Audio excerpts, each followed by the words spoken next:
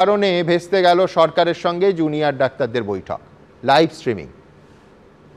আশা করি মানুষ বুঝতে পারছেন, ওরা বিচার চায় না, ওরা চায় চেয়ার। উনি এই যে মন্তব্যটা করলেন যে সরকারে আমি চেয়ারও ছেড়ে দিতে রাজি, এই মন্তব্যটিতে আমরা যারপন্যাই হতাশ হয়েছি। কারণ আমরা এরকম কোনো উদ্দেশ্য নিয়ে এখানে আসিনি।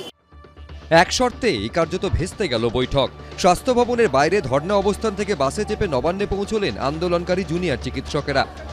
তারা শুরু থেকে যে দাবিতে অনড় ছিলেন, অর্থাৎ বৈঠকের লাইভ স্ট্রিমিং অর্থাৎ সরাসরি সম্প্রচার করতে হবে, তাতেই অনড় থাকলেন তারা। উল্টো দিকে রাজ্য সরকারও নিজেদের অবস্থান থেকে সরল না। আন্দোলনকারী জুনিয়র চিকিৎসকদের দাবি মেনে ৩২ জনকে নবান্নে আসতে দিলেও বৈঠকের সরাসরি সম্প্রচারে রাজি হলো না।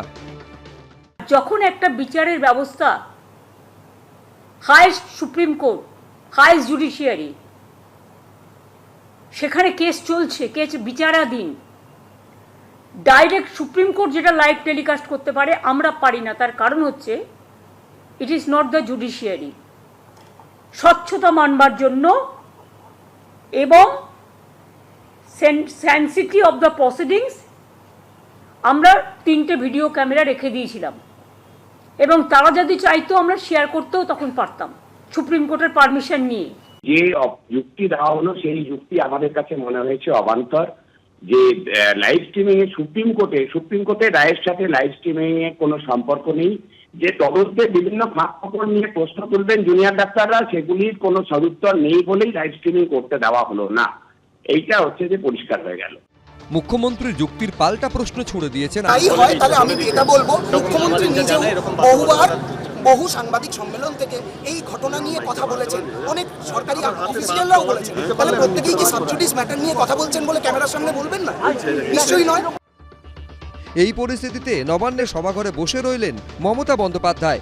সামনে সার দেওয়া ফাঁকা চেয়ার, নিচে ঠায় বসে রইলেন আন্দোলনকারী জুনিয়র চিকিৎসকেরা। বৃহস্পতিবার দুপুর 2টো নাগাদ জুনিয়র চিকিৎসকদের ইমেল করেন রাজ্যের মুখ্য সচিব। রাজ্য সরকারের তরফে জানানো হয়, সাধারণ মানুষের চিকিৎসা পরিষেবা স্বাভাবিক অবস্থায় ফেরাতে বিকেল 5টায় নবান্নের কনফারেন্স হলে বৈঠক হবে। মসৃণভাবে আলোচনার জন্য শুধুমাত্র 15 জনকে বৈঠকে আমন্ত্রণ জানানো হয়।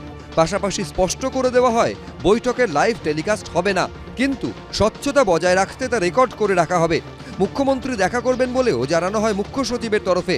বিকেল 3:53 নাগাদ ইমেলের পাল্টা জবাবে জুনিয়র চিকিৎসকেরা লেখেন, মসৃণ আলোচনার জন্য আমরা 30 জনের প্রতিনিধি দল পাঠাচ্ছি। অতীতে মাননীয় মুখ্যমন্ত্রীর বিভিন্ন বৈঠকে যেমন হয়েছে সেভাবেই এই মিটিংয়ের লাইভ স্ট্রিমিংয়ের ব্যবস্থা করা হলে আমরা উপকৃত হব। আমরা খোলা মনে আলোচনা করতে চাই এবং চাই সেই আলোচনা যেন সাধারণ মানুষের কাছে স্বচ্ছভাবে উপস্থাপিত হয়। এরপর বিকেল 5:23 নবান্নে পৌঁছন আন্দোলনকারী জুনিয়র চিকিৎসকেরা। বাস থেকে নেমেই উই ওয়ান্ট জাস্টিস স্লোগান দেন তারা।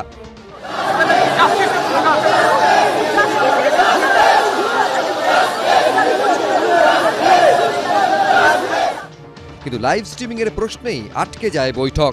আন্দোলনকারীদের বোঝাতে নিচে নেমে আসেন মুখ্য সচিব, স্বরাষ্ট্র সচিব, রাজ্য পুলিশের ডিজি সহ পদস্থ কর্তারা। কিন্তু শেষ অবধি ওপরে উঠে যান তারা। রাত প্রায় 8:15 অবধি নবান্নের সামনে অপেক্ষা করে বাসে করে সেখান থেকে স্বাস্থ্য ভবনের সামনে ধর্নাস্থলে ফিরে যান আন্দোলনকারী জুনিয়র ডাক্তাররা। এই পরিস্থিতিতে অনেকেরই প্রশ্ন, বৈঠকের লাইভ টেলিকাস্ট করতে কেন রাজি হলো না সরকার? আরও জটিল হলো জট। সুমন ঘরায়, সুকান্ত মুখোপাধ্যায়, ব্রতদীপ ভট্টাচার্য। গভর্নমেন্ট তোমরা যা যা বলেছো আমি সবটাই করব, মানে আমি ইনস্ট্রাকশন তোমাদের সামনেই দিয়ে দিলাম। আমরা দেখো, আমি অ্যাডমিনিস্ট্রেটিভ রিভিউ মিটিংও আমি প্রেসের সামনেই করি, তার কারণ আমার কাছে হাইড অ্যান্ড সিক করার কোনো জায়গা নেই, যা করি ওপেন করি, সুতরাং সবার জানা উচিত। কিন্তু এখানে আমি বলবো যে আজকে কেন লাইভ স্ট্রিমিং নয়, মুখ্যমন্ত্রী তার একটা ব্যাখ্যা দিয়েছেন। তিনি বলছেন, এটা যেহেতু সুপ্রিম কোর্টের বিচারাধীন বিষয়, এখানে লাইভ স্ট্রিমিং করা যেত না। বিচারাধীন বিষয় এবং কেসটা সিবিআই দেখছে, তাই লাইভ স্ট্রিমিং সম্ভব নয়, মুখ্যমন্ত্রী বলছেন। আমি ডক্টর সেই জন্য গোটা বৃহত্তর সমাজের কাছে, আরও বেশি মানুষের কাছে তারা দায়বদ্ধ, এবং সেইখানে তাদের স্বচ্ছতার প্রয়োজন আছে, এবং সেই জন্য সরাসরি এই যে বৈঠক, এটা লাইভ স্ট্রিমিং করতে হবে। আমি বলছি, আজকে আবার বলছি, মুখ্যমন্ত্রী একেবারে মৃত্যুর সঙ্গে দাঁড়িপাল্লায় তুলেছেন এই কর্মবিরতিটাকে, একটার পর একটা উদাহরণ দিয়েছেন।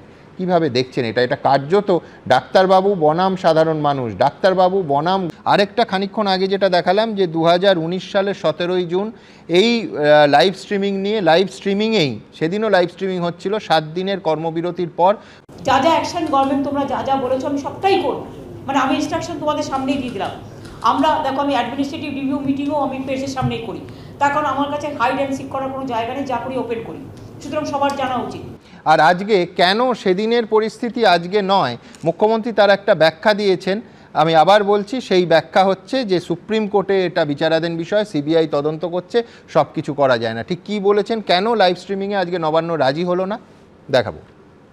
আমরা 2 ঘন্টা 10 মিনিট অপেক্ষা করছি এবং হলের মধ্যে আমরা অপেক্ষা করছিলাম যে আমার ভাই বোনেদের, ডাক্তার ভাই বোনেদের শুভবুদ্ধির উদয় হবে এবং তারা আসবেন মিটিংয়ে। এই মিটিংটা কিন্তু আমরা চিঠি দিয়েছিলাম প্রথমে এবং ওনারা চিঠি রেসপন্ড করে আসবেন বলেছিলেন। আমরা বলেছিলাম ওপেন মাইন্ড নিয়ে আসুন, কোনো ডিম্যান্ডস বা কোনো পার্টিকুলার ইস্যু নয়, আপনারা আলোচনা করুন যেটা আলোচনা করতে চান, কিন্তু খোলা মনে। আপনাদেরও কোনো দড়ির বাঁধন নেই, আমাদেরও নেই। কথা বললে তবে সমস্যা যদি থাকে সমাধান হয়। একবার আমি ওদের নিয়ে, ওরা যেটা বলছে ঠিকই বলছে, লাইভ স্ট্রিমিং করে দিয়েছিলাম। সুপ্রিম কোর্টের হাতে কেস ছিল না বা কেসটা সিবিআইয়ের কাছে ছিল না, সেটা অন্য ঘটনা ছিল। এখানে আমাদের মনে রাখতে হবে, আমরা রেকর্ডিং করবার সিস্টেম করেছিলাম, সেটা চিঠিতে লিখে দিয়েছিলাম স্বচ্ছতা মানবার জন্য এবং sanctity of the proceedings, ensuring that all discussions are actually accurately documented. আমরা 3টে ভিডিও ক্যামেরা রেখে দিয়েছিলাম এবং তারা যদি চাইতো আমরা শেয়ার করতেও তখন পারতাম,